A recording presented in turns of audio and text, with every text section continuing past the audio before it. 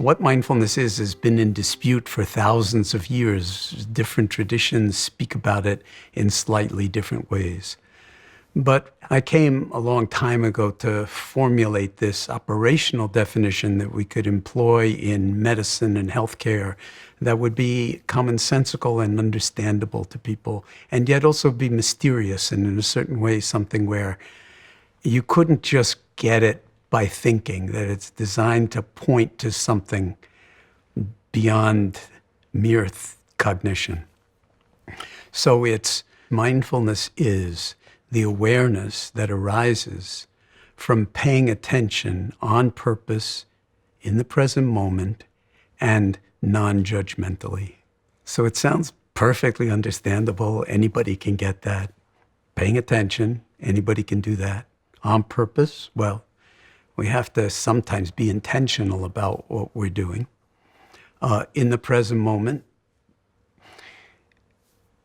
it turns out this is much harder to actually live than you would think, but everybody understands at least what in the present moment invites out of us. It means to be in the present, here and now. And then the non-judgmentally part, which people really misunderstand, because the non-judgmental part doesn't mean that you won't have judgments. The non-judgmental part means that you'll, in some sense, become aware of how unbelievably judgmental we all are. And we've got ideas and opinions about virtually everything, likes and dislikes. So the non-judgmental piece means that we will realize how judgmental we are and we won't judge the judging, but we'll let it all play out in the present moment, embrace it in awareness through paying attention in this particular kind of friendly way, and see what unfolds, what is to be realized or experienced or recognized when you start to cultivate intimacy with awareness. And we talk about awareness as if, what's the big deal? I mean, I'm aware it's snowing, I'm aware it's cold, I'm aware that I'm annoyed or whatever, but awareness really has not gotten anywhere near the kind of attention and investigation and appreciation that it deserves. It's one of our human superpowers. And it's much more powerful than thought, because you can take any thought, no matter how big, like the nature of the universe or the nature of the multiverse or whatever it is, infinity, and you can hold that thought and whatever pictures arise in the mind because of that thought in awareness. And how could you hold it in awareness if awareness wasn't a larger space for holding conceptual thought? So it's another profound form of human intelligence, but that in our society at least has gotten very little airtime, very little appreciation. So we exercise the muscle of discernment and discriminative thinking and analytical thinking to a huge degree, but we never really attend to this other form of deep inquiry and discernment that has to do with the direct recognition of things in awareness, which only happens in the present moment.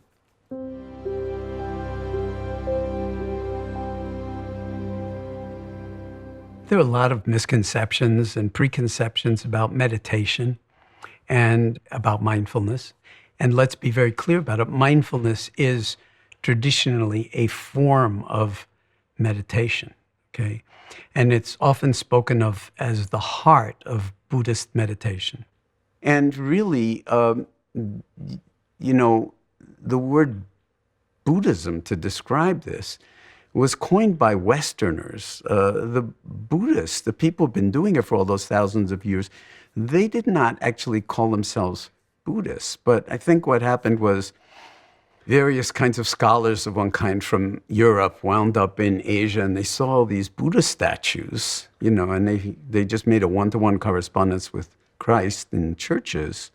And they thought, well, they're worshiping this divinity, not understanding that actually there is no divinity technically speaking, in Buddhism. It's about wakefulness. But what the Buddhists are pointing to is something that's not Buddhist. I mean, that's like saying that the law of gravity is only, Italian. It only operates in Italy, for instance, because of Galileo. But no, the law of gravity is universal. And attention and awareness are universal. Compassion and kindness are universal.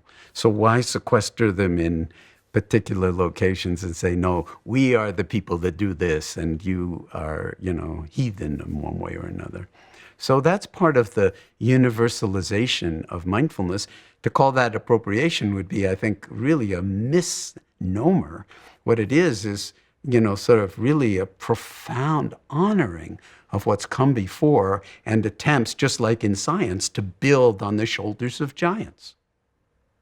And that's basically what we're doing. And it just turns out that everybody's a giant. The practice is inviting us to recognize just how big and beautiful and whole, W-H-O-L-E, we really are.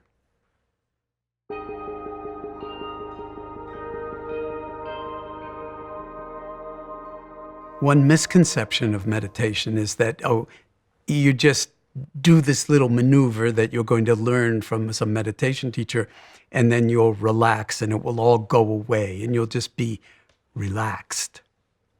And you'll be in the meditative state. Very desirable. So let's get it straight right off the bat. There is no the meditative state, okay? And I don't like to use the word state at all in associated with meditation, because as soon as you do, whether it's in neuroscience or whether it's in common parlance, then if there's a mindful state, then hey, let's get it on, let's get there. And you see already we're not okay the way we are, and we have to get to some special state, and then we'll be okay. Who says it's special? Then you have to take that on faith. Then all of a sudden, like, you are in a space where you don't even know what you're doing, but you've idealized some special way to being that would be a big improvement on you, and that's what you're going to invest in? No. We're going to be doing the exact opposite. We're going to explore how it is in this moment. The cliche is we're called human beings, but if you were to actually follow us around for a day, it would be more accurate probably to call us human doings.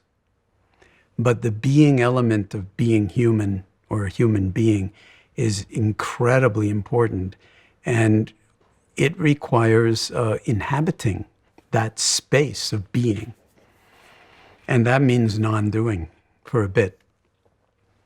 It's not about some special state, relaxation of mind or body, or anything like that. Sometimes you may feel unbelievably relaxed and at home in your body, and it will feel very, very special. And it is very, very special. But it's just one of a number of different configurations of the body and the mind in this gigantic space of awareness. And even the E word, enlightenment, that people have, heard, like meditation and mindfulness are about getting to enlightenment, some, again, special state that you idealize and then strive for. It's the exact opposite of what any kind of real liberative unfolding would involve.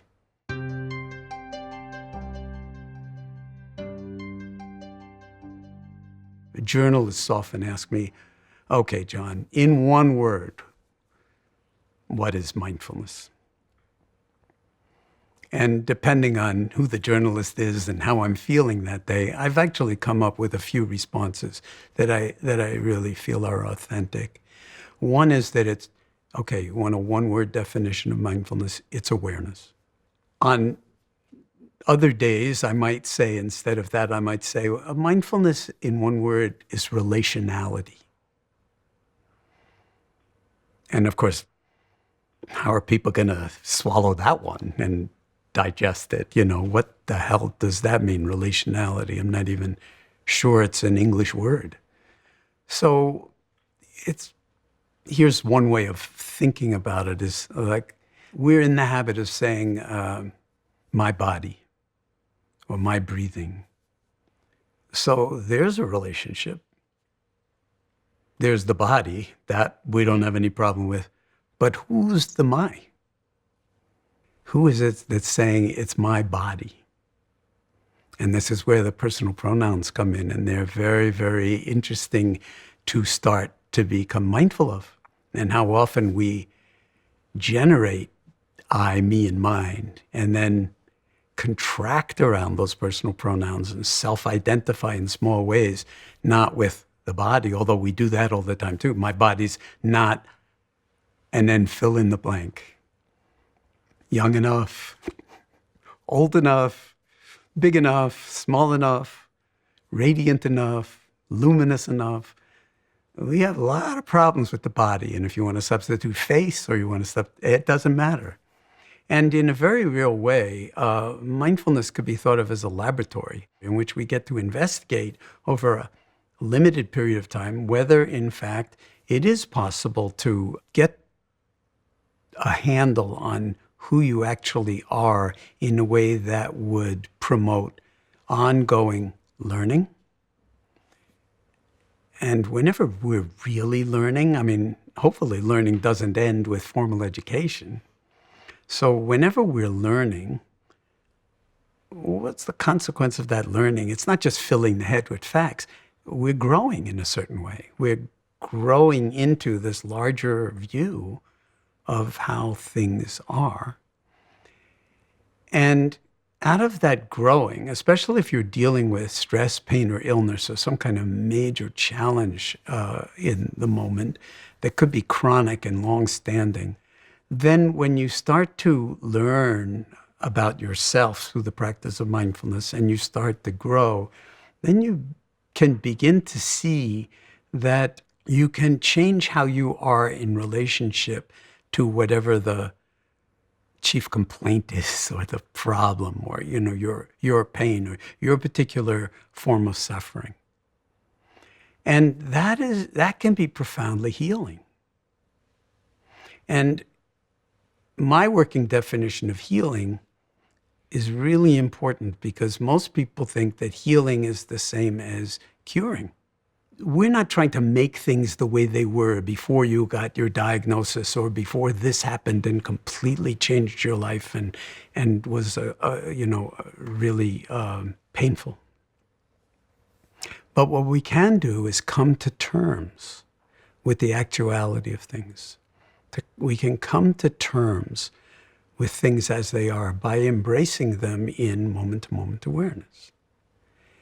And then we see how turbulent our emotions are, what kinds of narratives are still running in the head about the injustice of it or whatever it is, how much the suffering is actually driven by the grief, the loss, the constant rumination about what happened and the narratives we build around it.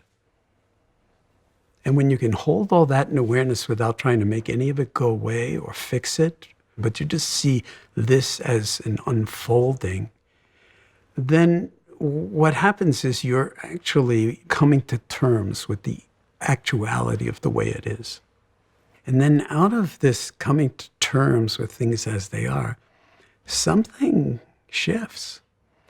You remember that you're much bigger than the stories you tell yourself about who you are, which are very often diminishing stories.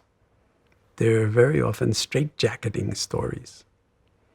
They're very often harsh, not loving, not appreciative. And so beyond the trajectory of learning, growing, healing, we move into the domain of transformation, where you're the same person you always were, and you're not. So these are very sort of powerful lenses through which to investigate the question, and really, in some sense, the deep question of what mindfulness is. But when push comes to shove, and the reason we're even having this kind of a program is that mindfulness is not a concept. It's a way of being in wise relationship with life unfolding in the only moment that it ever does. And it really is, in a certain way, a superpower that goes completely unrecognized